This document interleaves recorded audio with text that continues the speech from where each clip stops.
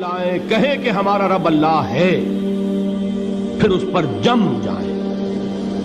ان پر فرشتوں کا نزول ہوتا ہے، نہ کوئی غم کرو نہ خوف، خوشیاں مناؤ جنت کی جس کا تم سے وعدہ کیا گیا تھا۔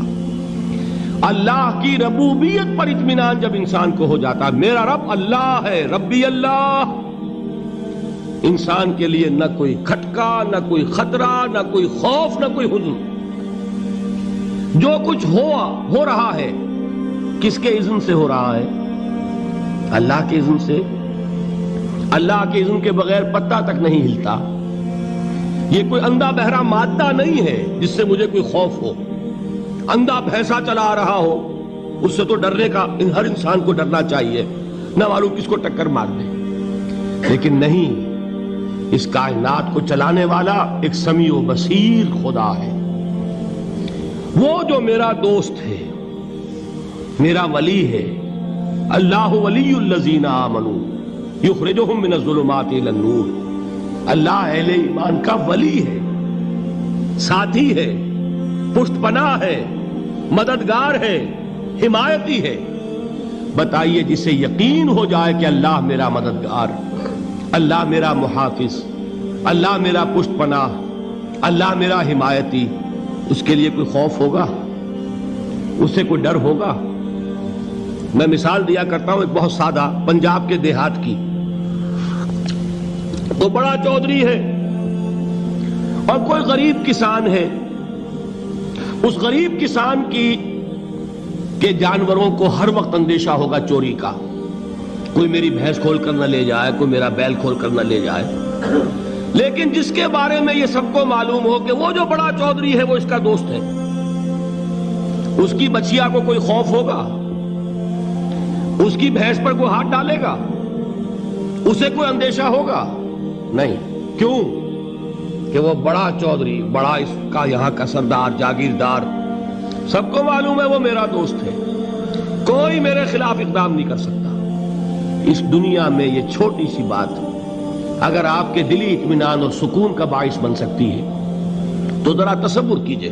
میں لفظ تصور استعمال کروں گا صرف اس لیے کہ اس کا ہم جس کو کہتے ہیں ادراک اور شعور کر نہیں سکتے، اگر کے ساتھ کر سکتے۔ اگر یقین ہو کہ اللہ میرا مددگار اور یقین ہو کہ اللہ ہر آن میرے ساتھ ہے، پھر کوئی خوف، کس کا خوف؟ کوئی شے اللہ سے بالا تر ہے؟ کوئی قوت اس سے زیادہ طاقتور ہے؟ کوئی اس کے ارادے کو بدلنے والا ہے؟ کوئی اس کی مشیت کے آڑے آنے والا ہے؟ یہی بات ہے جو حضور نے فرمائی۔ یہ ایمان کا حاصل ہے لب لباب، کہ دیکھو اچھی طرح اس بات کو ذہن نشین کر لو، اگر تمام انسان مل کر تمہیں کوئی نقصان پہنچانا چاہے نہیں پہنچا سکتے، مگر جو کچھ اللہ نے لکھ دیا ہو، اور تمام انسان مل کر تمہیں کوئی نفع پہنچانا چاہے نہیں پہنچا سکتے، مگر وہ شے جو اللہ نے طے کر دی۔ آپ پھر میں کہوں گا ذرا طاری کیجئے، اسے فرض کیجئے، اسے سوچئے۔ اگر اس حدیث پر ہمارا دل ٹھکا ہوا ہو تو کسی سے ڈر ہوگا؟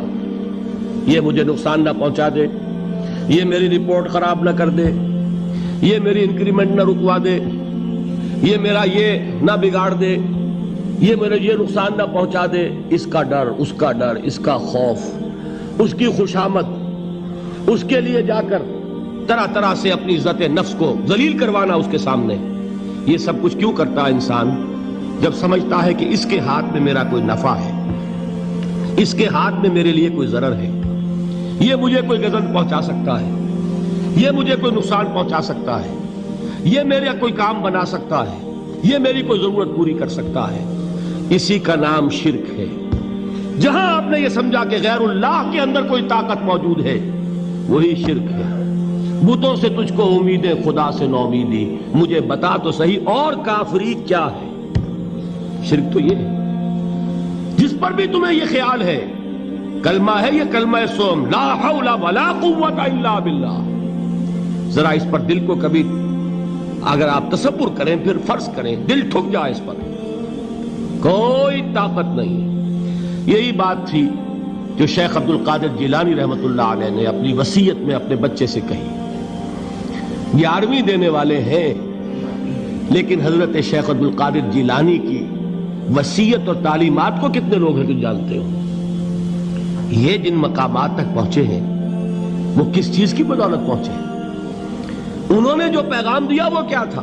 اے میرے بچے، جس طریقے سے قرآن مجید میں حضرت لقمان کی نصیحتیں جو ہے نقل کر دی گئی ہیں، میں یہ عرض کروں گا بالفرض اگر قرآن حضرت عبد القادر جیلانی کے بعد نازل ہوا ہوتا تو شیخ عبد القادر کی یہ نصیحتیں بھی قرآن میں درج ہوتی. اتنی اونچی نصیحتیں ہیں. اے میرے بچے، اس حقیقت کو ذہن نشین کر لے، لا فاعل فی الحقیقت ولا مؤثر الا اللہ. اس کائنات میں نہ کوئی فاعل حقیقی ہے نہ مؤثر حقیقی ہے سوائے اللہ کے. کسی شے میں کوئی تاثیر نہیں اگر اللہ نہ چاہے. آگ جلا نہیں سکتی اگر اللہ نہ چاہے. پانی ڈبو نہیں سکتا اگر اللہ نہ چاہے. زہر ہلاک نہیں کر سکتا اگر اللہ نہ چاہے. کوئی چیز فائدہ نہیں پہنچا سکتی اگر اللہ نہ چاہے. تو در در پہ کیوں سر جھکاتے ہو؟ در در پر کیوں جبیں سائی کرتے ہو؟ سب کے سامنے کیوں ہاتھ پھیلاتے ہو؟ ایک اللہ سے مانگو. ایک اللہ کے سامنے زمین پر اپنی جبین رکھو. لا فاعل فی الحقیقت ولا مؤثر الا اللہ. نظر آتا ہے ہمیں کہ پانی پیاس بجھا دیتا ہے. پیاس بجھانے کی صلاحیت پانی میں نہیں ہے، اللہ کے اذن سے. کھانا بھوک مٹا دیتا ہے، بھوک مٹانے کی صلاحیت کھانے میں نہیں ہے، اذن رب میں. دیکھیے یہی یقین تھا. حضرت موسیٰ علیہ السلام کا واقعہ یاد کیجئے. سامنے سمندر آ گیا ہے، قوم دیکھتی ہے پیچھے کہ گرد و غبار کا طوفان ہے. معلوم ہوا کہ فرعون اپنے لشکر سمیت آ گیا ہے. لشکر جب چلتا تھا تیز رفتاری کے ساتھ تو گرد و غبار کا جو طوفان اٹھتا تھا اس کا تصور کیجئے. اور لمحہ بلمحہ وہ قریب آ رہا ہے. پوری قوم نے کیا کہا؟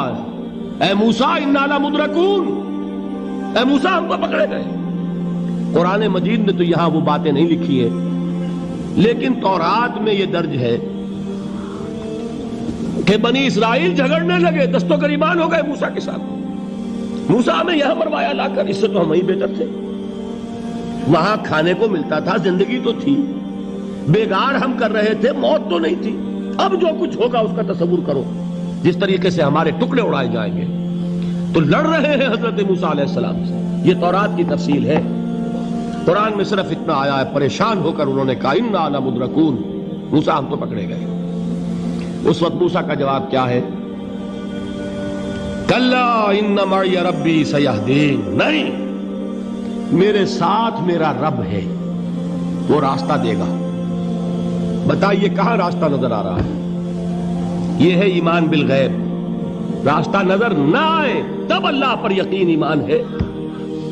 جیب میں پیسے ہوں اور تب دل کو اطمینان ہے تو ایمان کس پر ہوا؟ پیسے پر، اللہ پر نہیں.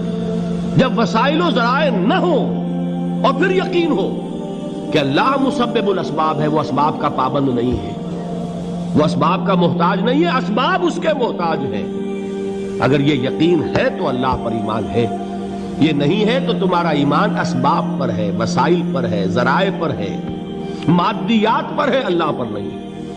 اس وقت کہاں راستہ تھا؟ کوئی راستہ تھا؟ سمندر ہے اور ادھر سے لشکر آ گیا ہے. کلا ان معی ربی سیہدین. اب دیکھیے ایمان کہہ دینا آسان ہے، ہوا معکم اینما کنتم، جہاں کہیں بھی تم ہوتے ہو اللہ تمہارے ساتھ ہوتا ہے. لیکن اس کا یقین قائم ہو جائے تو زمین و آسمان کا فرق واقع ہو جائے.